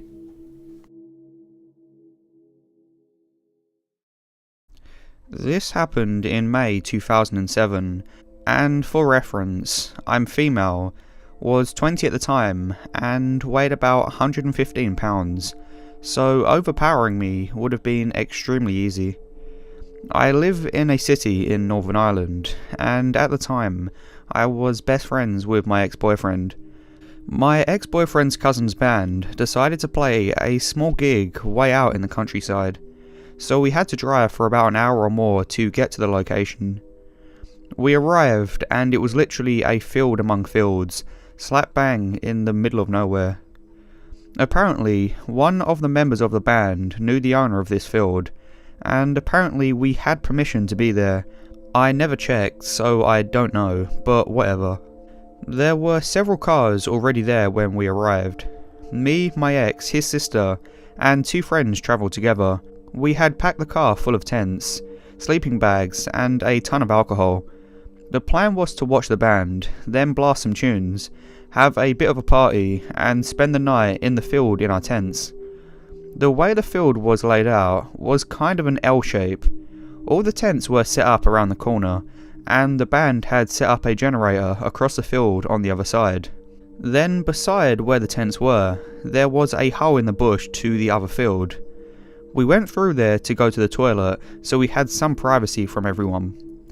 There was roughly 30 or 40 people in the field, and the band started playing. We started drinking and generally having a great time. Anytime I needed to pee, I went with my ex's sister or a friend, as it was a good few minutes walk to the next field, and none of us wanted to go alone, even if we were in the middle of nowhere. I was sharing a tent with my ex for the night, and at about 3 AM I decided I'd had enough and I wanted to go back to the tent to sleep. I told him I was going, and made my journey across the field to the tents. As I got to the tent and pulled the zipper down, I felt someone tugging at it and assumed it was my ex, until I heard an unfamiliar voice say, "Let me in." quite aggressively. I called out, "Who are you?" and he said, "I know you're alone in there. You can't hold the zipper down forever. Let me in." Over the next minute or so, I was gripping onto the zipper of the tent and holding both sides of the fabric together to prevent this guy from getting into my tent. A couple of times he managed to get the zipper up, but I always managed to get it back down. For the life of me, I have no idea how I managed to do this. The whole time we were struggling against each other over the zipper, he kept saying things like, "I'm going to get in eventually, bitch. It's going to be worse for you if you don't fucking let me in." I was absolutely petrified. Then I heard my ex-boyfriend's booming voice shout, "What the fuck are you doing in that tent?" Then I heard a smack and a thud, and my ex called to ask me if I was okay. My ex had saw what was happening, punched the guy, and he fell. He had watched me walk to the tents and watched this dude follow behind, assuming he was going to the loo, but he kept watching him to make sure. When he saw him turn towards the tents, he came over to make sure I was okay. Thank God he did.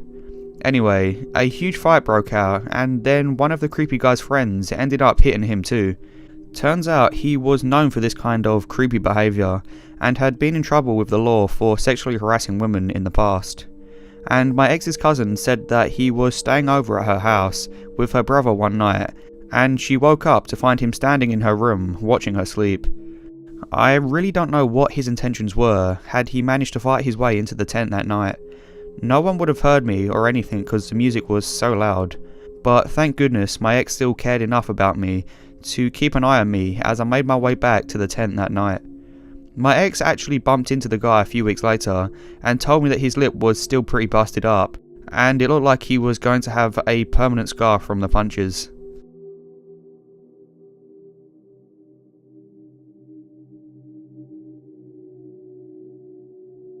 This story has been particularly hard for me to tell, but I think I'm ready to finally post it. I guess you can take it as advice. Don't let people who you date online know where you live. I made a throwaway to post this because I didn't want people to know it happened to me on my actual Reddit account. Let me just start with saying that I was about 17 when this happened in 2014. I was living with my sister Katie, who was 25. She's a great girl. Really smart, caring, and funny. I love her and she's honestly one of my best friends. She's a bit boy crazy though. Being a tall, tan, blonde girl, she got many swipes and likes on dating apps and websites. At bars and even at the store, many men would flirt with her. She always was going to meet guys and going on dates. Not a lot of them really went anywhere though. She would always come home and say that they were too overbearing, too boring, too annoying, whatever. Then one stuck. His name was Darius. I remember the first date in 2013, late June. He came over and met me and actually took my sister, our 3 step-siblings, and I to the movies. I was impressed that he was so kind to our family and loved the kids so much. Soon, a week of dating turned from a week to a month. We went to the casino that was nearby where we went shopping and out for dinner. It was honestly the most fun I've ever had. He took me to the arcade and won me a lot of tickets. Then, that month turned into 4 months. He took me and my step-siblings to one of the wealthier towns and we went trick-or-treating. He was black, which was a surprise for my parents, but it's not like they cared, really. He was respectful to our parents and showered in gifts. My sister was convinced that he was the one. They went on weekend trips and he joined us on our Christmas vacation to Naples, Florida, where our grandparents had a house. At that point, they had been dating for 5 months, their 6-month anniversary being on New Year's Eve. We were having such a fun time. I remembered we had just walked from the beach and they were in their room. I heard him yelling at her, but I couldn't make out what he was saying because the doors were so heavy. I thought it was just a typical relationship fight. I carried on and went into my room. I was chilling on my bed watching some prank YouTube video when I heard a smash. It was quiet and muffled. I waited a couple of seconds and put my iPad down. Walking out of my room, I saw my sister storming out of her bedroom crying. I walked into the bedroom to find Darius cleaning up a broken vase smashed on the floor. I had asked what happened and he said my sister accidentally pushed it off the dresser when putting her bag on the top. I shrugged and walked back to my room. Later that night, it was around 2 a.m. I was still awake, but the rest of our family was asleep. I heard a knock at the door, and it was Katie. She walked in and sat down on my bed. I closed the door and sat next to her. She was crying. "I just don't know what to do. Darius threw that vase at me," she said in a hushed voice. "What?" I almost yelled, but she shushed me. "He said I was looking at some guy playing volleyball when we were at the beach. I wasn't even looking. I was just watching the game. I don't know what to do." She cried into my shoulder and swallowed me into a hug. At first, I felt sadness that she was so hurt, but then I became angry. The guy got jealous, so he decided to scream at her and then throw a vase at her. I asked her to describe completely what happened in the bedroom, and she said they were arguing when he grabbed the vase off the dresser and threw it at her when she was hanging clothes up in the closet. Luckily, she moved out of the way in time for it not to hit her. I told her that she had to break up with him, and then she agreed. We set a day, about a week after the vacation, for her to break up with him. For the rest of the vacation, Darius was tense and distant from the family. The breakup did not go well. He begged for her to take him back through text for about a week. She blocked his number and he proceeded to call the house phone over and over again, leaving voicemails. After a month, Katie disconnected the phone not only to rid the constant calls from Darius, but to save money. This was around early February. Everything had calmed down and gone back to normal. Katie had gone back to meeting some guys on dating websites and was going out a lot. In early April, the shit hit the fan. All of a sudden, Katie started getting disgusting text messages from out-of-state and in-state numbers saying they would kill her, mutilate her, rape her, etc. Then I started receiving texts. Texts that also involved my sister. The mysterious persons were saying they would bound us both up and do unspeakable things to us. We blocked every number that texted us. I mean, these texts were coming in multiple times a day. A new number every time. I figured they were probably being sent through an app like Text Free or something like that. My sister called the non-emergency police line and was basically told that they couldn't do anything about it, and that we just had to keep blocking them, and that they would stop soon. One night in late April, Katie, our 3 siblings, and I were playing some board game and eating chips with dip. It was probably 8 o'clock. We heard a knock at the door and my sister asked if I was expecting anyone.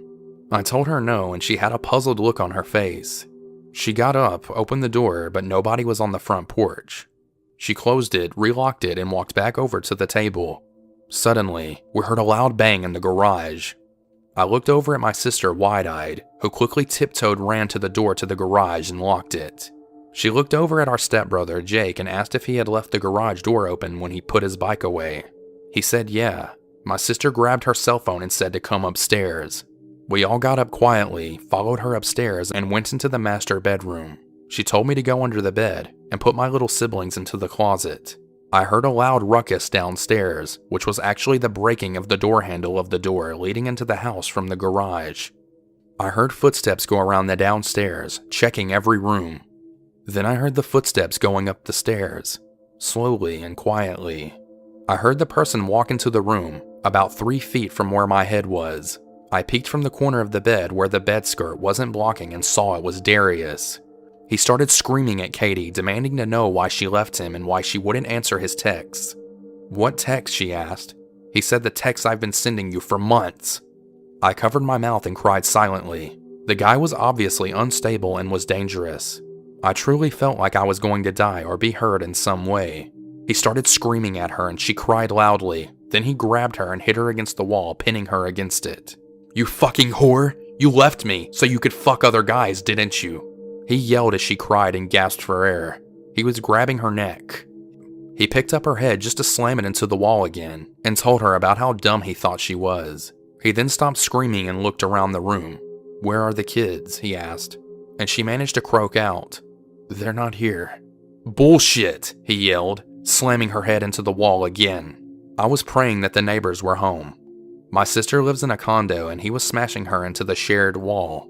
"I know they're here, and if you keep lying, I'm going to kill you and the kids," he yelled and tightened his grip on her neck. "Now are you going to tell me where the fuck they are?" he screamed, grabbing her and pushing her onto the floor.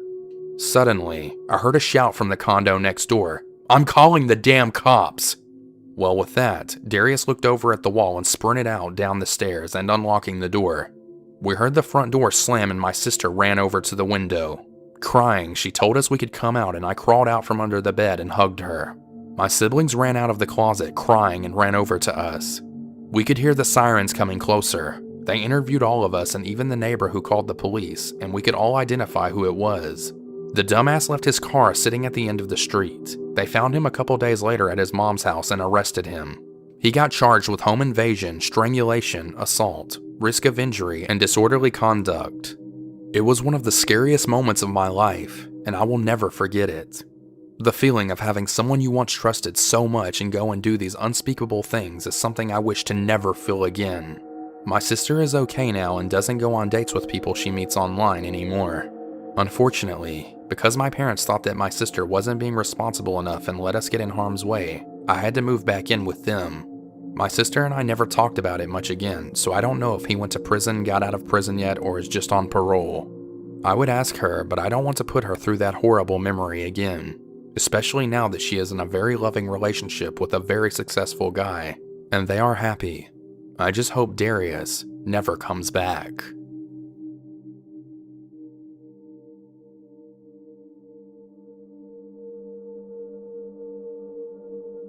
To give you some context, this occurred roughly 14 years ago when I was 12 years old and living in Eastside Australian rainforest.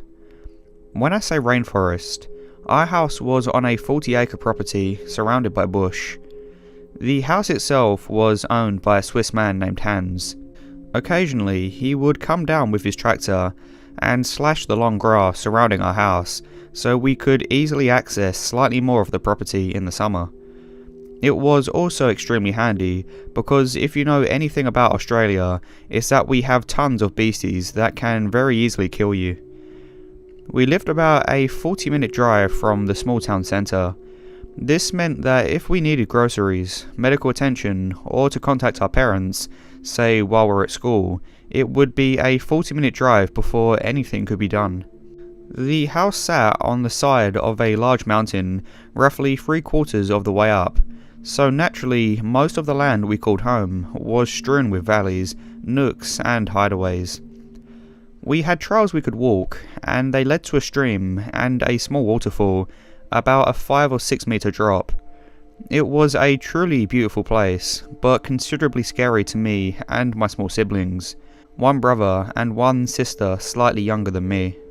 We knew our neighbours on both sides of the property, but the location of our house was pretty remote. Our nearest neighbours were a rough 10-minute drive away. One was a lovely old lady who used to wave at us when we got off the school bus before we made the trek to our house every day. I think our parents asked her to keep an eye out on us. The other was a middle-aged man and his family. He was a real jerk who excavated around the bottom border where our property met and continuously interrupted the stream and waterfall's clear-flowing water supply. Lots of strange and creepy shit happens when you're living in the middle of nowhere, but one in particular involved a guy I certainly don't want to meet again. Being pretty much removed from people, it was extremely rare that we ever got visitors we didn't know were coming. When people we didn't recognise turned up, it was usually because they were lost and needed directions. One day though, a man in a UTE came roaring around our driveway. I remember running inside to tell my dad someone weird was here. He immediately walked outside to see who this unwanted guest was. A little background about my dad. He is literally the most hardcore person you will ever meet. He has one leg after having it amputated earlier in his life, after having an accident on a motorcycle while he was running from the police. He was in the Navy and was brought up in a very strict household. He had grown up in a rough part of Sydney's west, so he had some pretty shady contacts too. Anyway, my dad goes outside to see what all the commotion is about, while my mum keeps us inside, being protective. This man has a large, red, furred dog in the back of his car that looks like a German Shepherd cross. It snarled at my dad, but immediately cowered when the stranger told it to shut up. Our own dog Millie, renowned beast killer just for the record, was snarling and going ballistic while being chained up to the house. "Hi, my name is John." The way the man spoke was like he was a salesman, a really slick and smooth guy who on the outside seemed friendly, but with the overtone of wanting something. My dad immediately responded with, "So what the fuck you doing here then, John?" The man was taken aback, obviously not used to dealing with someone as hostile as my dad. They then talked for a while, and I could hear my dad talking with a sense of confusion about whatever this man had to say. I did, however, overhear my dad say, "What the fuck you thinking? Just call the cops." I found out later that the lovely old lady next to us had died. Apparently, John was on the other side of her property and went to visit and found her dead. He also asked my dad if they should move the body to make it easier for the police to investigate. This is obviously why my dad was telling the man just to call the cops immediately. Anyway, later that night, the police showed up to take a statement from my dad and John, who was hanging around at our house until the police arrived. I remember my dad pulling an officer aside and explaining that John wanted to move the body when he first arrived. The police left without any other questions, as it looked as if she had died from natural causes. John was still at our house, and I found him a very unsettling person. The way he smiled, the dark of his eyes. He was unfamiliar, but acting as if he was one of us. I remember it was a school night, and I was trying to watch TV, and he was playing songs on his guitar with my mum and dad at the table. I was angry because he was ruining my shows, and I told my mum I wanted him to go, and that I thought he was weird. She smiled and told me that she felt the same, and told me that I should go to bed. The next day, things seemed normal. Went to school, came home. Not seeing the familiar friendly face of the old woman stung a bit as we passed her house. I felt strange and hoped that she knew her family loved her before she passed. I was a bit sad on the walk home, until halfway down the driveway I noticed John's UTE parked outside the front of our house. I walked closer and was greeted by his dog, Rusty. He walked outside with my dad and I heard him call Rusty to his car as he was leaving. Apparently he was borrowing tools from my dad. He left and waved us goodbye, like he was someone that I was going to miss. Again, that sense of overfamiliarity came and made me feel uncomfortable. I don't know this man, I didn't like this man, and I was hoping he would never come down our driveway again. My dad then pulled me aside and asked me what I thought of John. I labelled him a weirdo and told my dad I was hoping he wouldn't come back. For the second night in a row, while John returned my dad's tools, he was sitting in our house playing guitar and annoying everyone. My mum and dad were visibly unimpressed by the situation. I heard my mum and dad argue about him hanging around until eventually my dad told him he needed to leave as it was time for us to go to bed. He insisted it was early and tried to make an excuse to stay. I found that very odd. I was polite enough to know when someone didn't want me around, so why didn't this man? Or if he did know, why wouldn't he leave? After ushering him out, my mum and dad had a big talk in their room, and my dad came and told us that he didn't like John, and that he was going to ask him not to come over anymore, and if we did see John again, immediately tell him.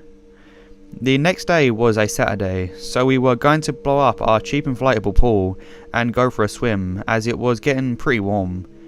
Around 11 AM, the sound of a car thundering down the driveway alerts me and I go outside. I run back inside to tell my dad that John is back. Just like the first time I ever laid eyes on John, my dad goes outside and we stay inside with my mum, watching and listening through a screen door.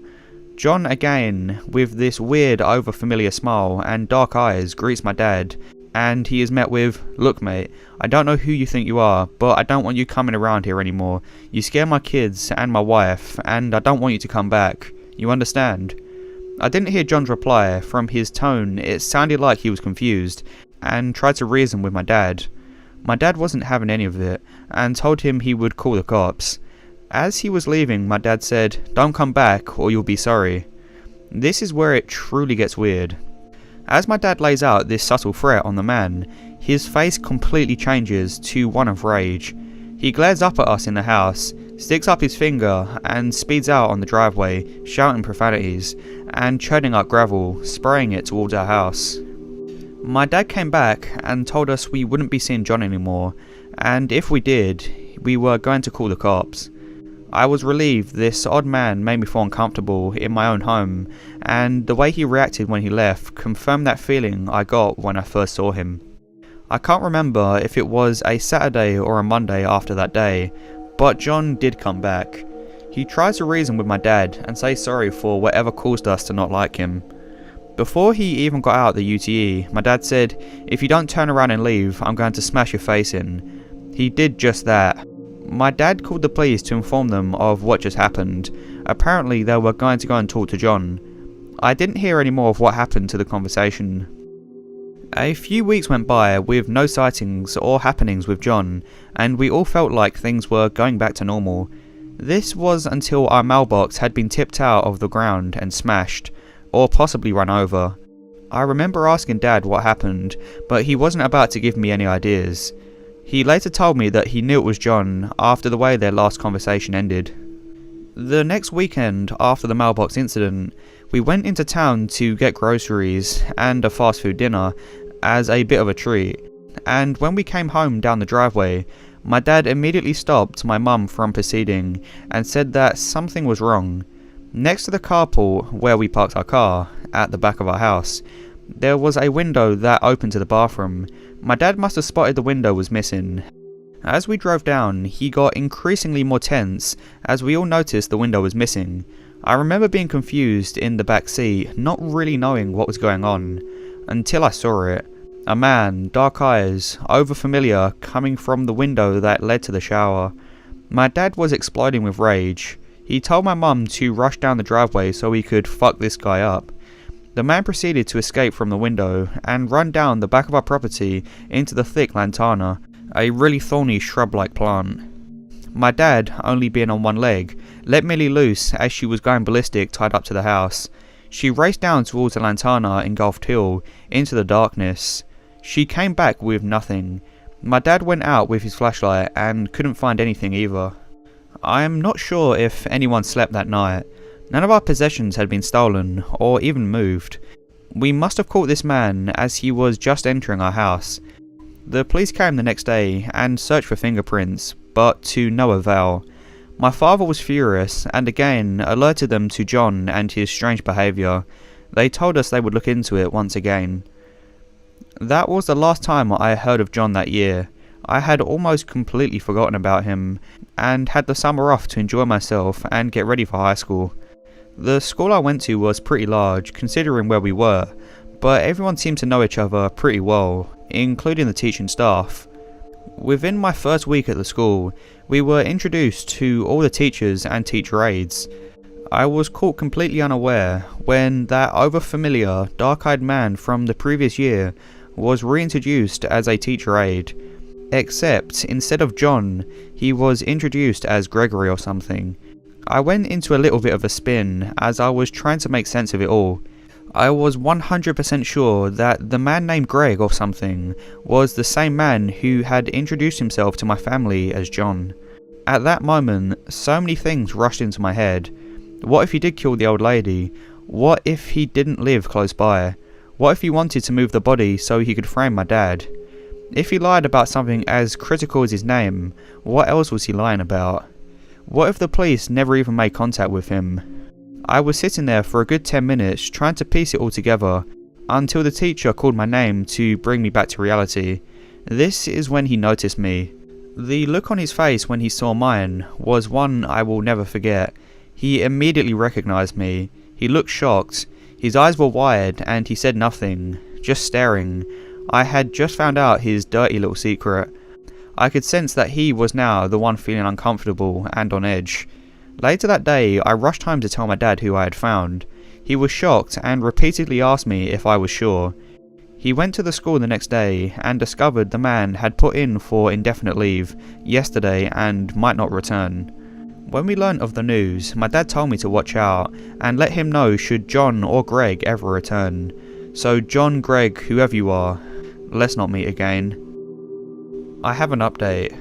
My family got together for Christmas Day, and I showed the story to my dad to have him read it and see if it brought back anything. He told me that John once followed him into town on foot to a doctor's appointment he had, but stopped when my dad entered the doctor's. He also told me he considered killing him if he came back to our house, and that he also suspected the old lady had possibly been killed by John. Apparently she has a bit of a backstory too, according to my dad. She was a barrister that helped criminals avoid conviction, possibly a further connection to John. But yeah, that was a pretty weird experience.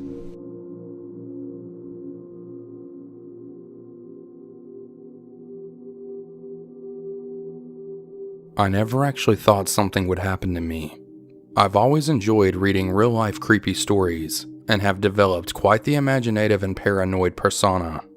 Something I always thought would just be a novelty.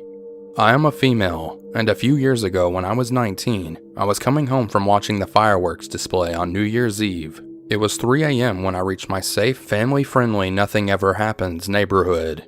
I'm from Sydney, Australia, and live in a posher and wealthier area. My friends wanted to call a taxi, because we didn't want to take our poor parents at this hour to drive us back home. Because of my stubbornness and insistence, we ended up taking a very long walk home. My friend Aiden was complaining most of the time. I guess you can't blame him. Rohan was just silent and compliant. I was cheerful. When we reached almost my street, we split ways. The guys continued on their very long way home, much longer than mine, and I continued on mine. When I passed a little cake shop, I noticed a guy across the street. I only looked at him briefly, but something in the way he quickly looked up at me, almost an interest, caught my attention. I hurried on anyway, because I'm usually paranoid about things and 99% of the time it's just me being paranoid. I turned onto my street, which was much darker than I had anticipated. This was about 3:15 a.m., mind you. As I passed the bowling club and the oval, I kept looking behind me just to make sure. It was getting quite cold and dark, so I started feeling creeped out. But there was no one behind me, no one anywhere as far as I could see. I was halfway down my street where the road dips down when I noticed something on the path in front of me. I couldn't tell what it was, and at the last minute I stepped off the path onto the road to avoid it, because it looked like it might be a dead animal. And as I stepped onto the road, I turned slightly and saw that there was someone behind me. They weren't too close, but they weren't too far away either.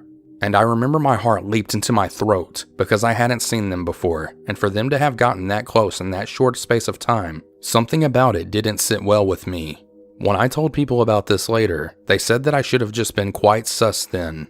It's 3 a.m. in the morning, and you're quietly walking behind a girl, not even bothering to keep a safe distance. Like if you're really innocent, you would take measures to emphasize that, right?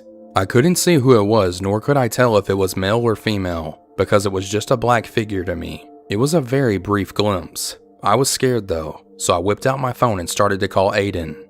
I kept calling him, but silly Vodafone wouldn't connect me to him. So I tried to call Rohan, but he wouldn't pick up.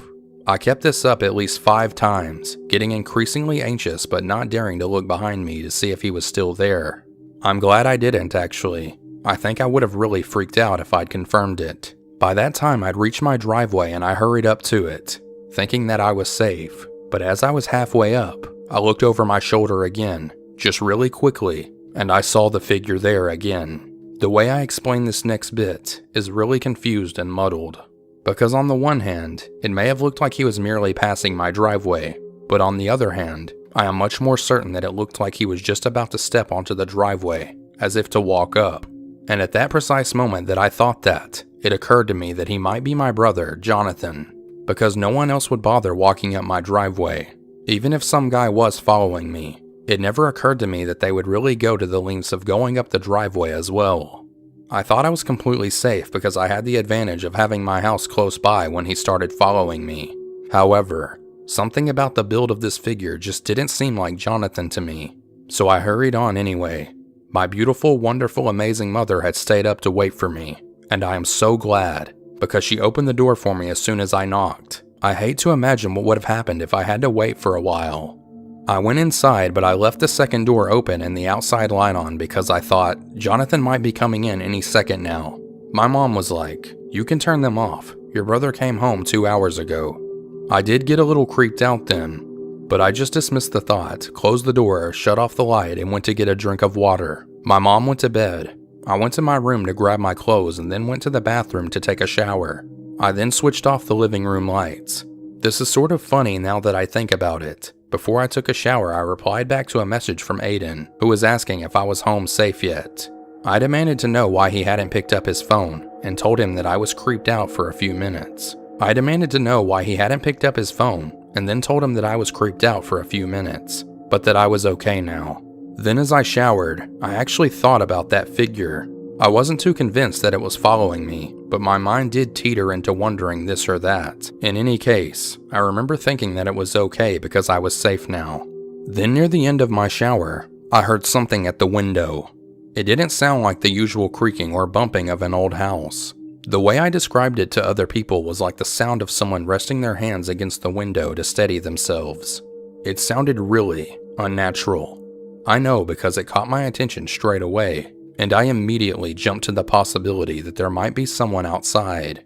And I know that only a really strange sound would make me do what I did next, which was turn off the water and crouch under the window, hiding and waiting.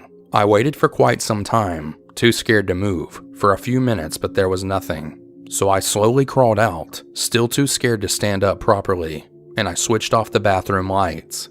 But then it was impossible for me to dry myself and dress myself. So I turned on the heater light, which is much smaller and dimmer. But as I did that, I noticed at the window that there were very small blue lights there that certainly never belonged there. The way I can describe it now, it was almost like a keypad on a phone lit up. I was so scared, but I switched off the heater light as well and backed into the corner, my towel wrapped around me, and I waited.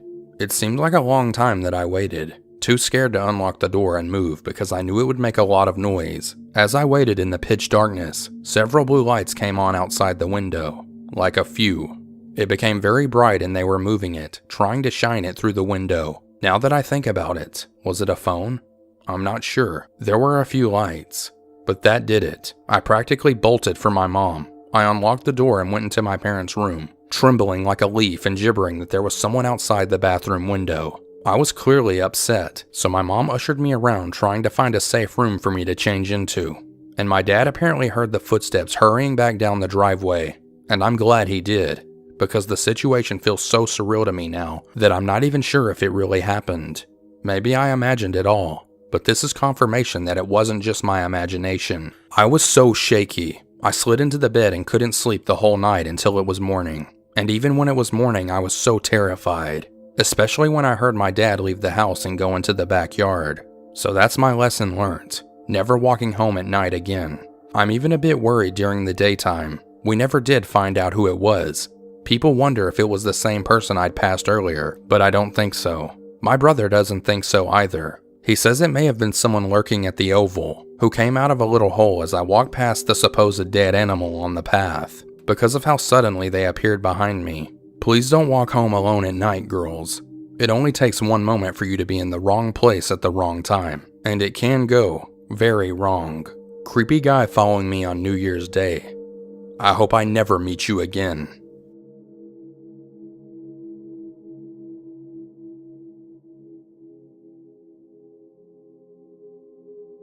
For some information, I was a 24-year-old female, so my now ex-boyfriend used to live with me.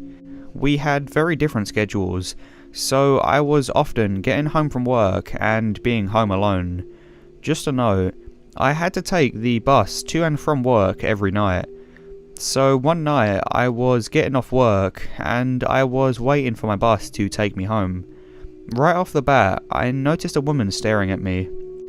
I tried to pretend I hadn't noticed her, and as soon as the bus came, I jumped on and headed towards the middle of it. I took a mental note of where the creepy lady was sitting, about 5 seats behind me, and halfway through the bus ride, I saw the lady move up so she was only 2 seats away from me. Red flags immediately went off in my head. I looked around to see if anyone else was sitting on the bus. Just my luck, there was nobody else on the bus. Pretty soon my stop had come up and I stood up to get off. The creepy lady also stood up. Crap, I thought. I quickly pulled out my phone and texted one of my friends where I was. Now, I know it was stupid, but I didn't think to call or text my boyfriend. Once off the bus, I put my phone away. Big mistake. I glanced around and saw the woman starting to follow me. Now, I live about a 7 or 8 minute walk from the bus stop to my house. I picked up the pace. About 5 minutes from my house, I felt a tap on my shoulder. It was the creepy lady. "Are you Courtney?" she asked me. "Yeah," I answered shakily. A smile formed on her lips, and I noticed something glittering in her hand. I picked up my pace even more, and was almost jogging when I heard her call out, "Josh is mine, he's mine, Josh was my boyfriend." I honestly at the time had no idea who she was talking about. I started to run. I ran all the way back to my house in record time, with that crazy lady following me all the way home. I got to my house and locked the door, just as the lady pulled on the handle. I grabbed my phone and saw 3 missed calls from Josh and 5 texts. He was freaking out, saying how one of his exes was threatening to come after me and that he was coming home from work early. But luckily, just as I finished reading those messages, I saw headlights pull into my driveway and my boyfriend frantically yelling at the woman, telling her to get the hell out or he would call the cops. She ended up running into the woods. Later that night, we called the police, but of course, nothing came of it. So creepy lady who was my boyfriend's ex-girlfriend, let's not meet again.